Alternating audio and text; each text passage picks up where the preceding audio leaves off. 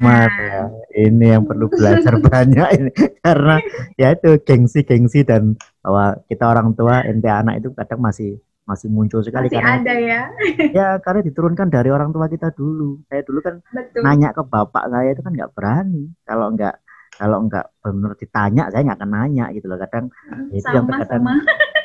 kadang kan itu pola pola asuhnya kan berbeda dengan sekarang. Makanya kita butuh banyak update. 3, 2, 1, buka bukumu, kita bertemu di T Edu. Salam jumpa kawan-kawan sekalian, ketemu lagi dalam podcast T Education. Pada podcast Sabtu kali ini kita akan membahas terkait dengan masih ada kaitan dengan anak karena kemarin kita sempat membahas tentang Hari Anak Nasional. Nah, hari ini kita masih bertemakan tentang anak. Nah, untuk itu saya juga ditemani oleh seorang ahli kali ini, bukan dari ahli hukum tapi seorang dosen dari pendidikan anak usia dini PG PAUD ya. Beliau juga merupakan kajur. Nah, siapa ini? Nanti kita akan berkenalan dengan beliaunya. Tapi sebelum itu, saya ucapkan terima kasih buat teman-teman sekalian yang telah mensubscribe channel ini. Dan bagi yang saat ini sedang menyaksikan tayangan video ini, tapi belum mensubscribe channel ini, kami mohon agar pernah meluangkan sedikit waktu untuk mensubscribe channel ini supaya kita bisa berjumpa dengan tema-tema dan diskusi materi-materi yang lainnya. Baik, teman-teman sekalian, hari ini kita telah didampingi oleh Mbak atau Bu Pipit ini ya. Beliau ini adalah dosen dari Fakultas Ilmu Pendidikan dari Universitas Jaya Madura. Beliau juga merupakan ketua jurusan Ilmu Pendidikan dan salah satu dosen atau akademisi pengajar di PG PAUD di Fakultas Ilmu Pendidikan Trunojoyo Madura. Selamat jumpa Mbak Pipit, sehat? Sehat Pak Tolib. Oke, alhamdulillah akhirnya kita bisa berjumpa walaupun secara virtual ya. Semoga Iya tidak betul. mengurangi diskusi pada Sabtu kali ini, teman-teman sekalian. Nah, apa yang kita bahas hari ini tentang anak, kawan-kawan sekalian. Nah, yang kita bahas sebetulnya ini sesi parenting. Nah, ini penting bagi kita semua, calon-calon ayah, calon-calon ibu, dan mungkin ada yang apa namanya sedang menyaksikan tayangan video ini, bahwa sebetulnya apa yang dibutuhkan oleh anak. Nah, ini kan kadang-kala kita mutusi sendiri ya. Kadang-kala itu kan kita orang tua ini kan punya pemikiran yang sederhana, semuanya terbaik untuk anak. Padahal belum tentu apa yang anak inginkan itu yang sesuai dengan yang kita inginkan. Nah, kadangkala anak ulang tahun atau anak mendapatkan prestasi apa, kita ngasih rewardnya berupa materi, berupa fisik yang terkadang itu nggak dibutuhkan anak.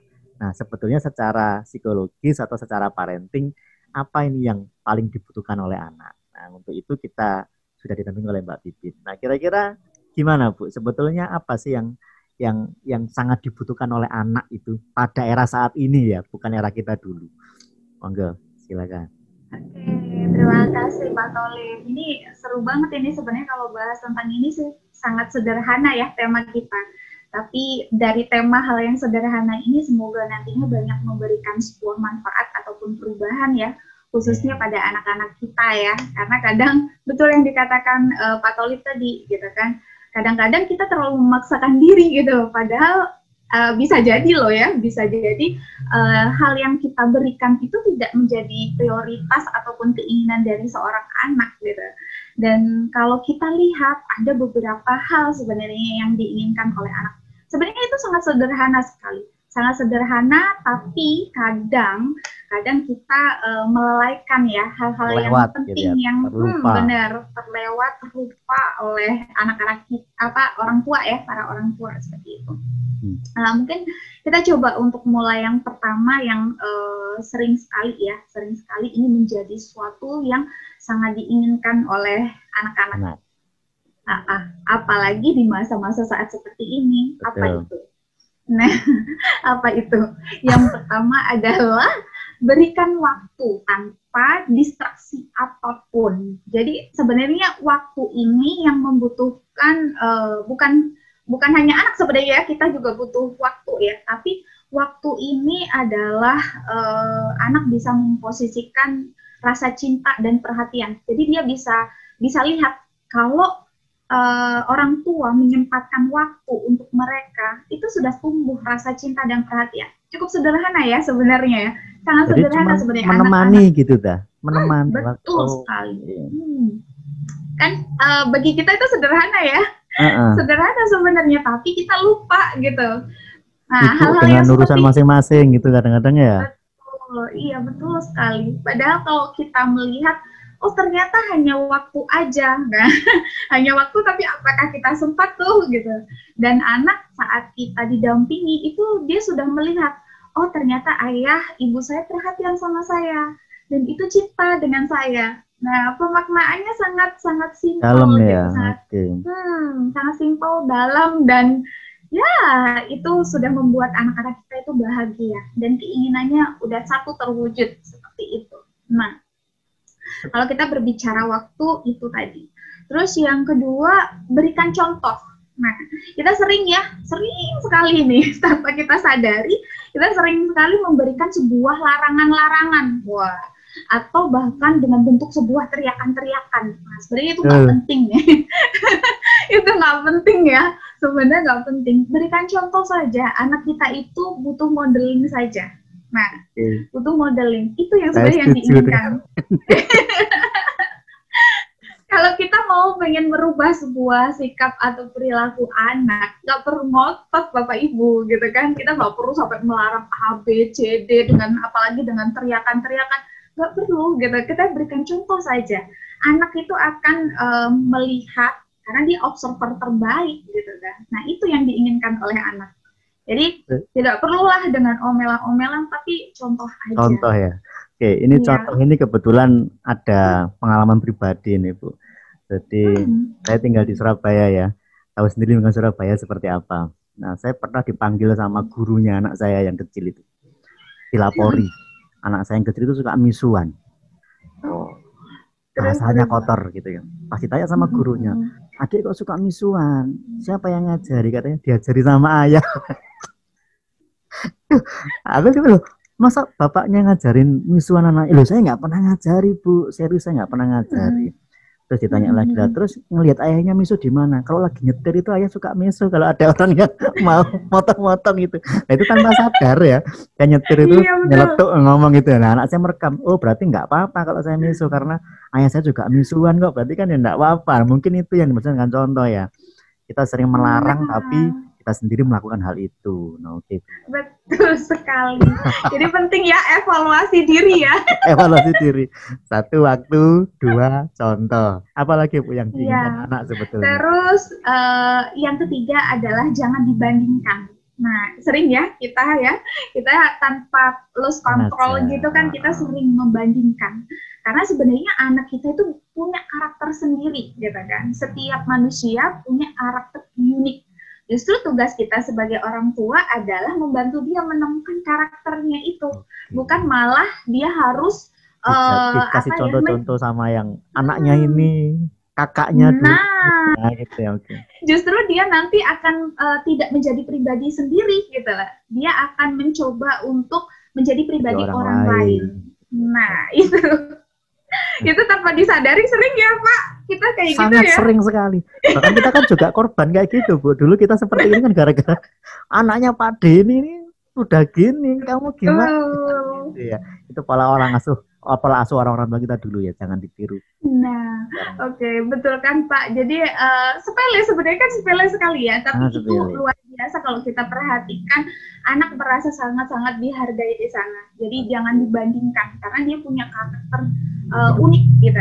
Justru tugas kita sebagai orang tua harus mengantar dia gitu kan untuk menemukan karakter dia sendiri. Apalagi Bu ini penting ini.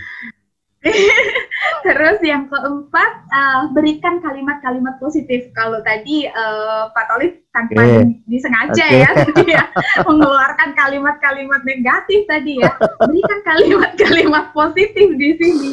Jadi seperti ini, meskipun anak kita melakukan sebuah kesalahan gitu kan, tapi tetap kita sebagai orang tua dengan sabar memberikan kalimat-kalimat positif.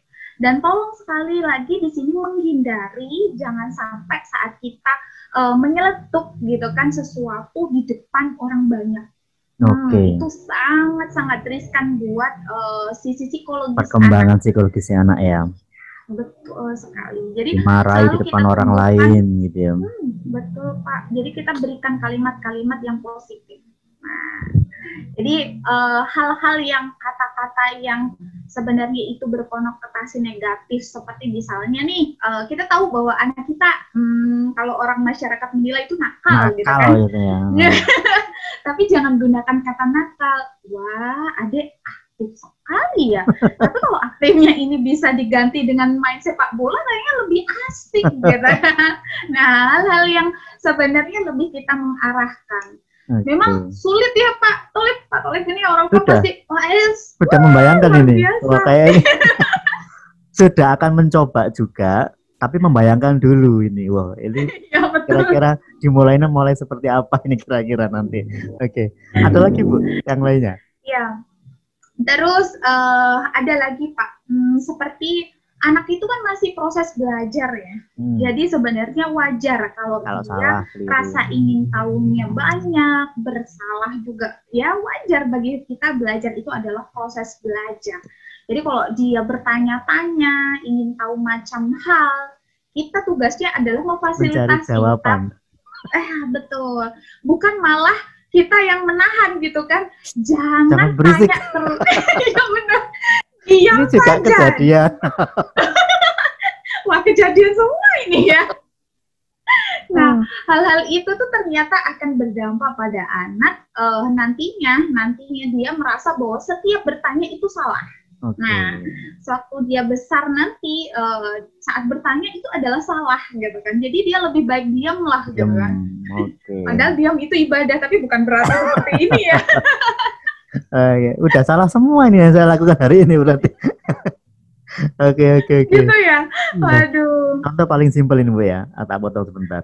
Saya lagi nyetir. Anak saya nanya, pernah suatu ketika nanya, itu kenapa ya bulan kok ngikuti kita terus nih? Jawaban saya kan pusing ini. Saya bukan orang IPA ini. Ditanya kayak gitu jawabannya, ya mesti aja diikuti sama bulan. Terus kenapa kok melalui ikuti kita? Aku melok ke sini bulannya ikut. Aku ke sini bulan. Kenapa kayak gitu ya? Ayah nyetir ini, jangan banyak nanya, ayah nanti malah nabrak. Itu kejadian sih. Iya, betul. Ya, semua ada ilmunya. Sebenarnya kalau seperti itu bisa kita arahkan Pak. Oke, adik, ayah kan posisi lagi nyetir nih. Jadi kalau nyetir itu kan butuh keseriusan gitu karena menjaga keselamatan adik sama ibu nanti di sini. Nanti ayah jawab di rumah ya. Kita coba lihat, bisa video, bisa apa nanti ayah tunjukin. Nah, hal-hal yang seperti itu yang harus dijawab. Ada ilmunya memang ini. Orang hukum nggak ngerti ilmu ini. Oke. Wah, hukum harus dikasih ini ya, sedikit polesan psikologis ya. Iya, penting ini ternyata. Betul. Oke, terus apa lagi? Terus ada lagi Bapak, jadi bantu anak untuk menjaga perasaan dan rasa sayangnya. Nah, kadang hal-hal yang sebenarnya melukai hatinya, dia sedikit saja, itu nanti dia akan meniru hal yang sama kita lakukan. Jadi dia tidak bisa menjaga emosi, perasaannya, ya sama dengan tadi Pak, lost control itu tadi kan dia. Nah, akhirnya perasaan sayang juga tidak bisa ditumbuhkan dan lain sebagainya. Jadi bantu anak, kita bisa menggunakan dengan beberapa media. Seperti sebenarnya efek ya yang dilakukan ayah saya kepada saya ini Pak. Contoh misalnya ayah saya suka banget sama hewan ataupun tumbuhan. Nah, itu dia perumpamakan seperti itu. Itu adalah makhluk hidup. Nah, tumbuhkan rasa empati dan sayang kepada hewan, nanti dia akan merasa tumbuh juga empatinya kepada makhluk hidup lainnya. Nah, jadi kita adalah fasilitator untuk anak kita. Nah, itu yang paling penting. Jadi hal-hal yang sederhana itu tadi Pak. Nah, itu adalah hal yang diinginkan oleh anak. Jadi buat dirinya berharga, buat dirinya merasa sangat dihargai, sangat didukung. Yang paling terpenting adalah jadikan anak itu otentik. Jadi dapat dipercaya. Kalau misalnya kita mampu mempercayai anak, apa sih sebenarnya minat kamu? Coba dulu, gitu kan? Coba dulu. Kita mengarahkan aja, kita hanya fasilitator. Itu memberikan kepercayaan pada anak. Saya yakin anak juga akan menaruh kepercayaan yang tinggi pada kita. Nah, itu sebenarnya Pak. Oke, ada beberapa pertanyaan ini. Ya, dari yang disebutkan tadi tiba-tiba terlintas gitu aja pertanyaan. Yang pertama paling simpel. sebetulnya mulai usia berapa? Nah ini yang paling sederhana ya, untuk menerapkan ini kepada anak usia berapa? Karena kalau ya khawatirnya, nah kenapa dulu orang tua kita kan keras ya, ke kita kan pendidikannya sangat keras.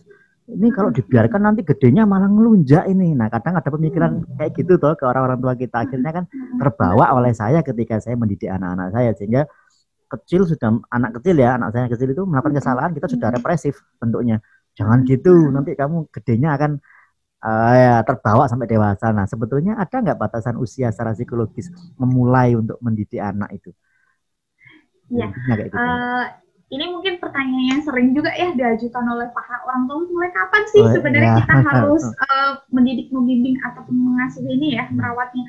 Ya sebenarnya dari mulai anak kita dalam gendongan itu sudah kita bisa menumbuhkan sebuah empati pada dia, Pak. Jadi konsep kasih sayang itu sebenarnya bukan sebuah ucapan, tapi perlakuan ya? Yang itu yang lebih efektif. Contoh saja, kadang kalau kita sudah dewasa kita malu ya Pak, misalnya dipeluk, dicium, dielus gitu kan, ya kan. Nah karena mulai kita salah gitu. Coba kalau kita mulai dari kecil gitu, kebiasaan itu adalah bukti rasa sayang, bahwa kita juga ada sebuah perhatian, dia tidak akan merasa malu kok nanti kalau waktu dia sudah gede, ya aku udah gede jangan digituin lah gitu. Saya sampai detik ini, kakak saya juga sampai detik ini kalau sama umi saya, ya gitu Pak, dicium, di ini sampai istrinya, lah kok dicium toh, kata gitu kan, ya nggak apa-apa om, ini ibu saya, kata gitu, karena ya bener Pak, jadi hal-hal itu yang kita diajarkan ya, dari kecil awal, kita ya. Sudah, betul Pak. Terus beberapa sebuah aturan-aturan itu memang ada sebuah batasan-batasan usianya. Saat dia sudah mulai berinteraksi dengan lingkungan sosialnya, kita sudah mulai mengajarkan sebuah aturan-aturan yang tepat untuk anak kita. Nah, namun ada misalnya di sini si anak kan usia sebenarnya 1 tahun, dia sudah mulai berinteraksi Pak dengan kenal dengan orang lain ya, dalam artian pamannya, bibinya, ataupun nenek kakeknya. Nah itu sudah mulai mengajarkan hal yang sangat sederhana. Misal menyapa, nah itu kan sebenarnya sebuah aturannya, menyapa, simple. Jadi kita kalau ada datang orang, sapalah dia. Dalam artian kalau dia sudah mulai bisa berbahasa, meskipun dia belum bisa berbicara 2 kata, 3 kata, tapi kita yang memulai. Nah, assalamualaikum Mbak, assalamualaikum Nek. Nah kayak gitu-gitu kan kita yang memulai. Itu akan terekam pada anak. Jadi sebenarnya hal-hal yang kita memang Pak, yang paling utama adalah kita yang memberikan contoh itu ya. Tadi. Betul. Kalau kita antisosial ya, anak kita antisosial juga. Betul. Jadi itu memang belajar menjadi orang tua itu harus updating ilmu terus Pak, memang. Nah, itu yang terkadang seringkali kita lupa, bahwa ajaran yang diajarkan orang tua kita ke kita, didikan orang tua kita ke kita, itu nanti diterapkan kepada anak kita. Saya sudah mencoba untuk menghindari itu, karena yang dilakukan ayah saya dulu dengan saya kan kayak militer gitu ya. Jadi saya itu dididik dengan sangat keras sekali, dengan timeline dan waktu yang sudah jelas, harus begini. Ternyata saya coba menerapkan ke anak saya kok gagal gitu loh. Nah, ternyata harus ada pola evaluasi ini, dan ini penting sekali. Karena tadi di awal diskusi kita, sebetulnya kita pengennya anak ini optimal gitu ya, sesuai dengan yang kita kehendaki, tapi kan bukan itu yang dikehendaki anak, dan kadang kita tidak bertanya kepada anak, dan anak juga tidak berani untuk menyampaikan ke kita karena sudah ada barrier atau batasan-batasan bahwa ente anak, saya orang tua ya, kadang kan seperti itu ya. Betul. Harusnya gimana ini? Ini curhat ini, mumpung gratis. Jadi sebenarnya wajar ya Pak Tholib, kalau Pak Tholib dulu mendapatkan pola asuh seperti A, misalnya otoriter itu tadi, kadang akan terbawa pada anak kita. Padahal ada statement nih, kadang-kadang kita berjanji, aduh saya tidak akan mengulangi kejadian ini gitu kan kepada anak saya, iya kan? Tapi secara spontanitas, karena itu yang diajarkan, sedikit benih itu akan nular kepada anak kita. benar. Tapi yang perlu kita evaluasi di sini dan kita harus tersadar gitu kan adalah minta maaf kepada anak saat melakukan hal yang sebenarnya kita lost control itu Ya. tadi, kita harus minta maaf karena nggak ada penurunan harga diri kita di depan anak kita ya. Kita posisi orang tua dia anak gitu, terus kita nggak mau mengucapkan statement minta maaf Maaf. ataupun nah itu Gengsi penting duluan. Kan sekali saya Pak. orang tua, ini kan anak. Gitu. Nah, Seringkali kan iya seperti itu itu penting sekali karena poinnya itu tadi dia juga butuh untuk dihargai. Nah, meskipun dia anak, butuh namanya didengar. Saat kita sudah melakukan statement-statement itu tadi, kita silahkan untuk minta maaf. Ucapkan kata minta maaf itu kan sangat sederhana sebenarnya. betul. Barulah menginformasikan maksud ayah itu tadi seperti ini, gimana adik, dan ditanyakan Pak, bagaimana rasa perasaannya. Itu penting sekali. Jangan sampai dia merasa frustasi, jangan sampai dia masih merasa dendam, masih merasa benci. Kita selesaikan pada hari itu juga. Nah, Daripada karena numpuk kalau ya. betul, kalau dia nge-repress, nah itu luar biasa nanti efek dampaknya. Begitu. Kalau perubahan perilaku gimana, Mbak Pipit? Contohnya gini ya, tadi disampaikan, saya dengan anak saya itu kan dekat awalnya, yang perempuan itu. Sampai umur tertentu tiba-tiba ada jarak. Ya, karena mungkin mulai dewasa ya, anak mulai dewasa sehingga kesentuh saya dikit gitu kayak najis, kayak haram gitu. Nah, kadang sudah seperti itu. Nah, ini perubahan perilaku seperti itu wajar atau tidak sebetulnya dalam pola tumbuh kembang anak itu? Yang awalnya dekat kemudian jadi jauh gitu loh. Itu kira-kira gimana, Mbak? Kalau menurut saya itu wajar Pak, itu tahapan perkembangan, tapi kita butuh quality time ya, one on one ya, seperti itu. Jadi butuh namanya waktu antara ayah dengan si anak. Usahakan kita bercerita saja Pak, sangat sederhana, kita cerita di masa kita waktu dulu, seusia dia. Nah, biarkan dia mendengar cerita, jangan sampai dia akan mendengar cerita dari orang lain, cerita dari beberapa televisi, cerita dari beberapa YouTube yang dia pengen tahu, ya. Tapi dia justru akan mendapat cerita itu dari figur yang tepat. Iya. Nah, jadi kalau justru Pak Tholib bagus, sangat peka nih, ada perubahan pada si anak. Jadi cara yang paling tepat adalah yaitu tadi quality time dengan si anak, one on one seperti itu, ngobrol apa sih gitu kan, ada udah gede ya gitu, temannya ada berapa sih gitu kan. Jadi sederhana, posisikan itu menjadi teman ya. Ini yang perlu belajar banyak ini, karena ya itu gengsi dan bahwa kita orang tua ente anak itu kadang masih muncul sekali, masih karena ada ya. Ya karena diturunkan dari orang tua kita dulu. Saya dulu kan nanya ke bapak saya itu kan nggak berani, kalau nggak benar ditanya saya nggak akan nanya gitu loh. Kadang itu yang kadang kadang kan itu pola asuhnya kan berbeda dengan sekarang, makanya kita butuh banyak update untuk itu. Nah, di tengah kondisi yang seperti ini, sistem gadget seperti ini, kadang-kala orang tua kan secara simpel ya, secara instan, daripada anaknya rewel, daripada ribet di rumah, dikasih gadget, kasih paket data, selesai sudah. Seharusnya cara untuk apakah itu memang dibutuhkan sama anak atau sebetulnya itu hanya pengalian saja dari anak? Waktu tadi kayaknya ya masalah utamanya. Betul. Jadi sebenarnya kalau masa kita kan menuntut untuk anak menggunakan gadget, apalagi mereka itu kan memang generasi digital natif ya Pak ya, sekarang ya. Kita tidak bisa memungkiri bahwa anak akan dekat dengan namanya digital. Namun digital ini ataupun gadget yang dia dekat ini jangan sampai mengalahkan posisi kita. Itu yang perlu kita garis bawahi ya. Jangan sampai media pengganti ini mengalahkan kita. Attachment-nya, kelekatan pada kita jangan tergantikan pada gadget itu tadi. Nah, dengan caranya seperti apa? Aturan disiplin itu tadi Pak, disiplin positif itu yang harus diterapkan pada anak. Jadi sistem gadget, apalagi ya dikhususkan untuk anak usia dini ataupun prasekolah usia sampai 10 tahun ya, sebenarnya itu tidak diwajibkan untuk anak memiliki. Anak memiliki gadget. Dia hanya sistemnya pinjam dengan orang tua. Jadi nggak boleh memiliki Bapak. Nah, itu yang harus ditekankan. Oke, dia boleh memakainya, tapi ada sebuah aturan-aturan yang perlu didiskusikan. Dan didiskusikan di sini bukan hanya salah satu dari orang tua, tidak Pak, ayah, ibu, dan anak. Tiga segitiga gitu ini ya? Kesepakatan gitu ya. Betul, perlu sinergi di sini karena yang dikhawatirkan kadang si ibu memberikan aturan A, ya kan?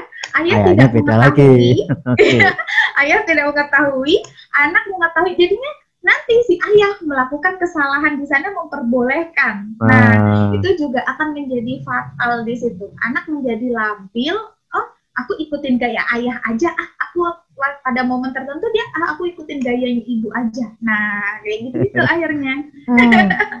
Sebagai penutup ini, Pak Bibit ya, karena nggak terasa ini hampir 30 menit kita sudah ngobrol ini. Sebagai penutup ini, Pak Bibit, boleh nggak memberikan reward and punishment pada anak itu? Sebenarnya reward dan punishment itu boleh saja. Cuman pemahaman tentang sebuah reward dan punishment ini yang harus kita luruskan. Punishment gitu kan, punishment itu adalah sebuah aturan yang mana hukuman ya, sebuah hukuman yang untuk menegaskan pada anak karena dia melakukan sebuah kesalahan. Ya, tapi hukuman ini tidak boleh hukuman yang berat dalam artian sangat melukai secara psikis anak ataupun fisik anak. Nah, itu tidak boleh. Nah, hukuman itu bisa lebih kepada hukuman yang mendidik. Contoh misalnya ya, saat dia tidak membersihkan mainan atau dia tidak belajar. Hal-hal yang dia sukai dalam artian misalnya waktu bermainnya dia 1 jam, kita kurangin itu waktu bermainnya menjadi 30 menit. Nah, hal-hal yang sebenarnya dia sangat ingin dia lakukan, istilahnya sudah hal yang ya seperti itu tadi kan, waktu bermain itu kan mengambil haknya. Nah, tanpa harus menggunakan hukuman bentuk fisik atau teriakan-teriakan. Nah, itu nggak efektif sekali. Nah, itu hukuman. Kalau reward di sini dalam artian hadiah gitu. Hadiah ini tidak perlu dalam artian memberikan sebuah barang mewah dan lain sebagainya. Sebenarnya yang dibutuhkan oleh anak adalah dekapan, pelukan, dan penghargaan. Udah, itu sebenarnya kalau kita dari awal sudah gitu memberikan, pujian. Nah, itu saja kalau kita intent memberikan itu, anak-anak nggak mungkin muluk-muluk minta A, B, C, D sampai menangis gulung-gulung dan lain sebagainya. Nggak akan mungkin terjadi karena kita sudah dari awal sudah mengajarkan tentang hal tersebut. Gitu. Seru ya Pak ya? Seru sekali. Ini dulu awal-awal pandemi tahun kemarin 2020 itu, karena kita baru kaget ya, kondisinya kaget ya, habis aktivitas sekolah, kemudian masuk di rumah selama awal-awal bulan Maret sampai April tahun kemarin 2020 itu sempat kita buat aturan kayak gitu, reward and punishment di rumah. Jadi, tapi ini rewardnya berupa fisik ya. Jadi kalau misalnya membereskan mainan, tak kasih uang 1.000. Nah, tapi kalau makan nggak habis, denda bayar 500 ke saya gitu.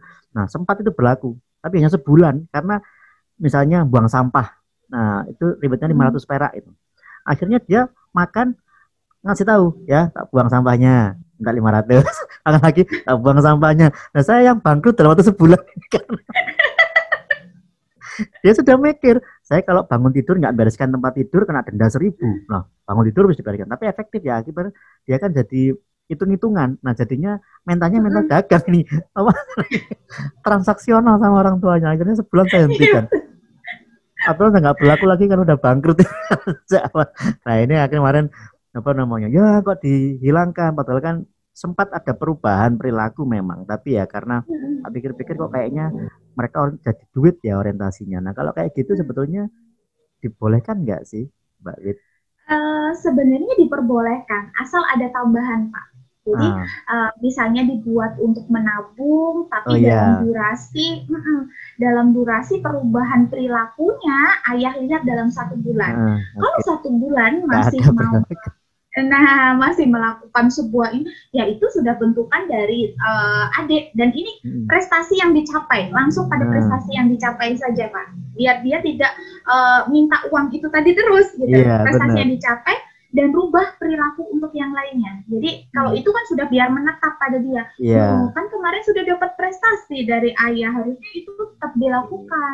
Tapi Walaupun buat tanpa ada reward kesepakatannya, ya, gitu ya. betul Nah, kayak gitu. ternyata setelah saya cabut aturannya tetap nggak beresin mainan, akhirnya kembali ke awal tadi. Ya, harus kita marah-marahin lagi baru dia beresin mainannya. Ya ternyata ya mungkin belum ini ya, Hmm, belum continue, butuh contoh tadi, betul. butuh Aturannya yang pembiasaan ya. jelas. Hmm, Aturannya yang jelas Pak Tolip. Jadi kapan kita akan mengakhiri sebuah aturan tersebut, sisi apa ya capaian prestasi yang akan dia dapat, nah itu harus jelas dari kita. Jadi sehingga anak itu kayak main game gitu lah, dia harus sampai finish dengan sebuah prestasi yang luar pencapaian biasa. tentu gitu. Wah, Seperti luar itu. biasa sekali. Ini nggak kerasa loh, udah 30 menit plus ini. Jadi ini kalau nggak kita stop bisa sejam ini. Jadi 2 sesi Iya, nanti diskusinya. Wah, luar iya biasa benar. sekali Mbak Wiwit. Untuk closing statement, dari sekian banyak tadi untuk highlightnya, dari sekian banyak apa yang dibutuhkan sama anak ini, menurut Mbak Wiwit yang paling terutama itu, 3 terutama itu apa kira-kira? Dari banyak yang saya jelaskan, apalagi di musim seperti ini, waktu ya menjadi penting. Oke, Terus habis itu berikan contoh contoh. tadi dan coba untuk menghargai anak. Nah, dan juga dukung anak dalam kondisi saat ini. Oke, kita perlu diskusi lagi nih nanti untuk sesi berikutnya terkait dengan tadi kan sempat kita singgung ya, apa menumbuh kembangkan minat, prestasi, karakter dan sebagainya. Ini belum kita Iya, singgung ini. betul. Itu penting Betul sekali banget untuk ya, Pak. diketahui. Penting untuk diketahui bahwa jangan sampai kita kayak Hitler otoriter. Saya pengen anak saya kayak gini, padahal dia nggak pengen kayak gitu, tapi dia nggak berani ngomong ke kita dan kita nggak punya cukup telinga untuk mendengarkan apa yang disampaikan anak-anak kita. Karena kan gitu ya. Nah, Iya. menarik sekali Mbak Pipit. Semoga nanti kita bisa ketemu secara langsung, diskusi secara langsung untuk membahas hal-hal tentang anak ini karena ya ini penting sekali buat teman-teman yang calon-calon ayah, calon-calon ibu atau yang ibu-ibu, bapak-bapak yang sedang menonton tayangan ini untuk bekal eh, untuk mendidik anak-anak kita lebih baik nantinya. Baik, terima kasih sekali Mbak Pipit atas waktunya. Teman-teman sekalian juga saya ucapkan terima kasih telah menyaksikan tayangan video ini. Semoga tetap sehat selalu. Nanti kita ketemu di Edu. Salam sehat. Saya dan Mbak Pipit pamit. Sampai jumpa. Sampai jumpa. Terima kasih Pak Tolim. Terima kasih kembali.